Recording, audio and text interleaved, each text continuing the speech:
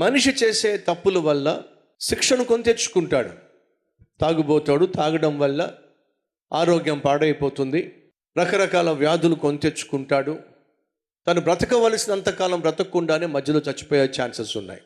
అలా చచ్చిపోయిన వాడికంటే మీరు ఏమైనా పరిశుద్ధులా? అది ప్రభు యొక్క ప్రశ్న. వాడు ఏదో తప్పు చేశాడు కాబట్టి చచ్చిపోయాడు, పాపిష్టి అలవాట్లు ఉన్నాయి కాబట్టి చచ్చిపోయాడు. వాడు చచ్చిపోయాడు కాబట్టి వాడు పాపిష్టుడని మీరు అంటున్నారు, కానీ బతుకున్నారు కదా మీరేమైనా పరిశుద్ధులు అనుకుంటున్నారా? వాడు చేసినటువంటి పాపిష్టి పనుల వల్ల వాడికి మరణం వచ్చేసింది, వాడికి ముందే వచ్చేసింది. మరి ఒకరోజు మీకు కూడా వస్తుంది కదా. ఈరోజు కాకపోతే రేపు వస్తుంది, రేపు కాకపోతే ఎల్లుండి వస్తుంది, ఎల్లుండి కాకపోతే నెక్స్ట్ మంత్ వస్తుంది. పాపం వల్ల వచ్చు జీతం మరణమే కదా. ఇప్పుడు వాడు చచ్చిపోయాడు అనుకోండి, ఎర్లీగా చచ్చిపోయాడు అనుకోండి, ఎక్కడికి పోతాడు వాడు? మారు మనస్సు పొందకపోతే ఎవరైనా సరే చేసిన పాపిష్టి పనులను బట్టి నరకానికేగా చేరుకోవాల్సింది. ముందు పోయినా వెనకపోయినా చేరేది మాత్రం అక్కడికే కదా. కాబట్టి ఎవరైనా మీ కళ్ళ ముందు చచ్చిపోయినట్లయితే వాళ్ళు ఏదో పాపిష్టోడు, చేసిన పాపాన్ని బట్టి వాళ్ళ పాపం పండింది కాబట్టి పోయాడు అనే భ్రమలో జీవించకండి. మరొక సందర్భాన్ని యేసుక్రీస్తు ప్రస్తావించాడు. ఒక గోపురం కూలిపోయింది. అలా కూలిపోవడం వల్ల 18 మంది చచ్చిపోయారు. అలా 18 మంది చచ్చిపోయారు కాబట్టి మీకు ఏమైనా అనిపిస్తుందా? వాళ్ళు చేసిన పాపం పండింది కాబట్టి ఆ గోపురం కింద పడిపోయి చచ్చిపోయారు, వాళ్ళకంటే మీరేమైనా పరమ పరిశుద్ధులు అనుకుంటున్నారా? ఏమంటున్నాడు? మీరేమైనా పరిశుద్ధులు అనుకుంటున్నారు ఏమిటి? మీరు మారు మనస్సు పొందకపోతే మీరును అలాగే నశిస్తారు. సరే, మీకు అర్థమయ్యే భాషలో చెప్తా. ఒక ఇల్లాలు పాస్టర్ గారి దగ్గరికి వచ్చి, పాస్టర్ గారు ఏంటమ్మా? మా చిన్న అబ్బాయి గురించి ప్రార్థన చేయండి పాస్టర్ గారు. ఏమైంది? వాడు ఇష్టానుసారంగా జీవిస్తున్నాడు పాస్టర్ గారు. మా చెప్పిన మాట వినట్లేదు పాస్టర్ గారు. కాలేజీకి వెళ్ళట్లేదు పాస్టర్ గారు. వాడు పాడైపోతున్నాడు పాస్టర్ గారు. మాకు చాలా బెంగగా ఉంది పాస్టర్ గారు. ప్లీజ్ పాస్టర్ గారు, వాడు బాగుపడాలి, వాడు రక్షించబడాలి, వాడి కోసం ప్రార్థన చేయండి అని చెప్పి అంటూ ఉండేది.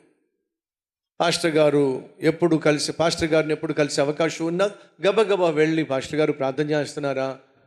మా చిన్న అబ్బాయి గురించి ప్రార్థన చేయండి పాస్టర్ గారు, వాడు ఇష్టానుసారంగా జీవిస్తున్నాడు పాస్టర్ గారు, ప్లీజ్ పాస్టర్ గారు, ప్లీజ్ పాస్టర్. చేస్తున్నానమ్మా, ప్రార్థన చేస్తున్నాను, చాలా సంతోషం పాస్టర్ గారు.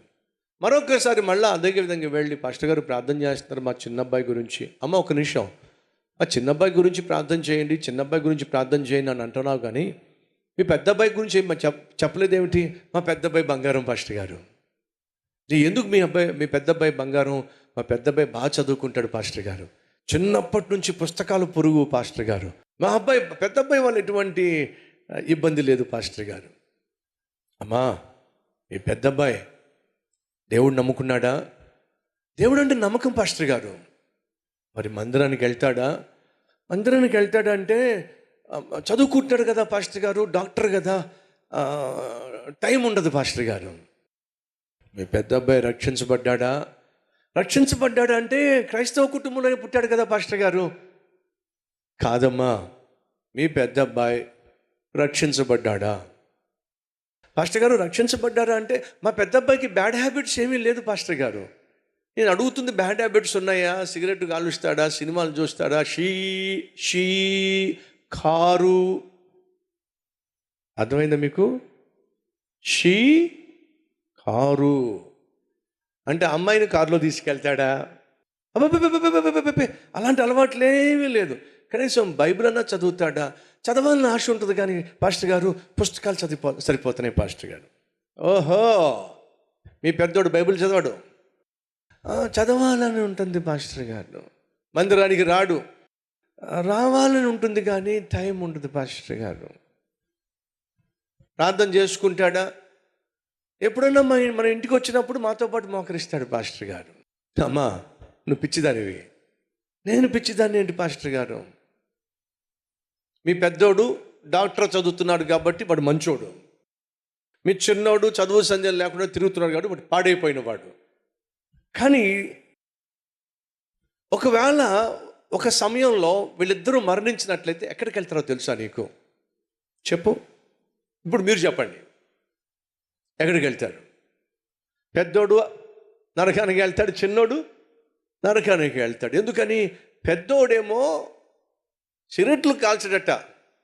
అంటే భూమి మీద సిగరెట్లు కాల్చిన వాళ్ళందరూ పరలోకానికి వెళ్ళిపోతారా? చెప్పండి. పెద్దోడు బూతులు మాట్లాడ్డట, అమ్మాయిలు కూడా పడ్డట, బుద్ధిగా చదువుకుంటాడట. బుద్ధిగా చదువుకున్న ప్రతి ఒక్కళ్ళు పరలోకానికి వెళ్ళిపోతారా? ఈ పిచ్చి తల్లి ఏమనుకుంటుందంటే, ఆ పెద్దోడు చక్కగా చదువుకుంటున్నాడు కాబట్టి, ఎంతో కొంత పిచ్చి పనులు చేయడు కాబట్టి ప్రార్థన అవసరంలా. ఈరోజు చాలామంది అక్కడే దెబ్బతింటున్నారు, అక్కడే పొరపడుతున్నారు, అక్కడే చేయకూడని తప్పు చేస్తున్నారు. ఎందుకని? ఒక వ్యక్తి క్రీస్తును సొంత రక్షకునిగా అంగీకరించకపోతే ఆ వ్యక్తి పరలోకానికి వెళ్ళే ఛాన్స్ లేదో. ఆ పాస్టర్ గారు చెప్పిందని తెలుసమ్మా, మీ పెద్దోడు చదువుకుంటూ నశించిపోతున్నాడు, మీ చిన్నోడేమో చదువుకోకుండా నశించిపోతున్నాడు. క్రీస్తును సొంత రక్షకునిగా అంగీకరించని ప్రతి ఒక్కడు కూడా, క్రైస్తవ సంఘమా వింటున్నారా?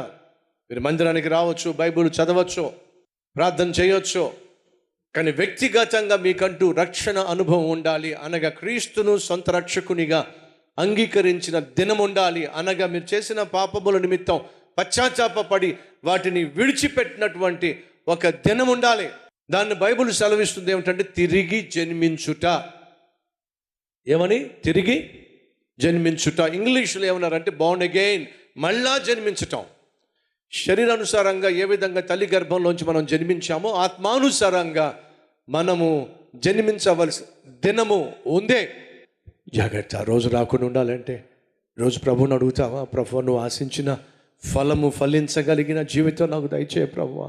బ్రతుకున్న 3 నాళ్ళు అసలు సిసలైన నిజమైన ఆత్మీయునిగా, ఆత్మీయురాలుగా, ఆత్మఫలము ఫలించే అద్భుతమైన ఆత్మీయత నాకు దయచేయ ప్రభువా. ప్రార్థన చేస్తావా?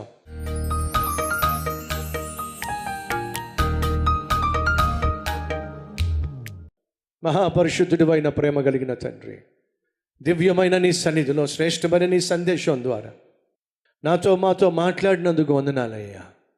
దిగంబరిగా వచ్చాం, దిగంబరిగా వెళ్ళిపోతాం, ఏవి మేము పట్టుకెళ్ళాం. ఏ రీతిగా నిన్ను నీవు రిక్తునిగా చేసుకున్నావో, ఏ రీతిగా నీ తండ్రి యొక్క చిత్తాన్ని సంపూర్ణంగా నెరవేర్చి ఈ లోకయాత్ర ముగించావా, అదే విధంగా మేము నాయన సంపూర్ణంగా నీ చిత్తాన్ని నెరవేర్చి అయ్యా రిక్తునిగా నీ సంధికొచ్చే ప్రభువా, ఉన్నవన్నిటినీ ప్రభువా నీ రాజ్య వ్యాప్తి కోసం అప్పగించి నీ సన్నిధికి రాగలిగిన అద్భుతమైన ఆత్మీయత మాకు ఇవ్వండి నాయన.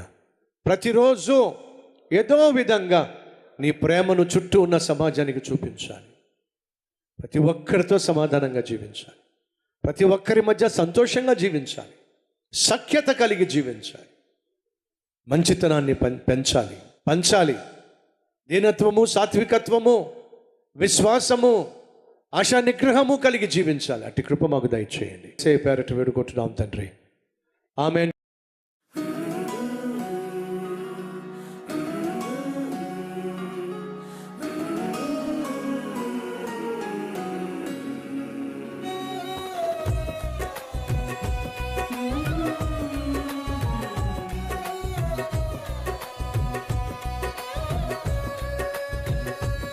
ఈ సందేశం మీకు ఆశీర్వాదకరంగా ఉన్నట్లయితే 10 మందికి షేర్ చేయండి, లైక్ చేయండి, మంచి కామెంట్ పెట్టండి. మళ్ళా రేపు కలుసుకుందాం. సెలవు.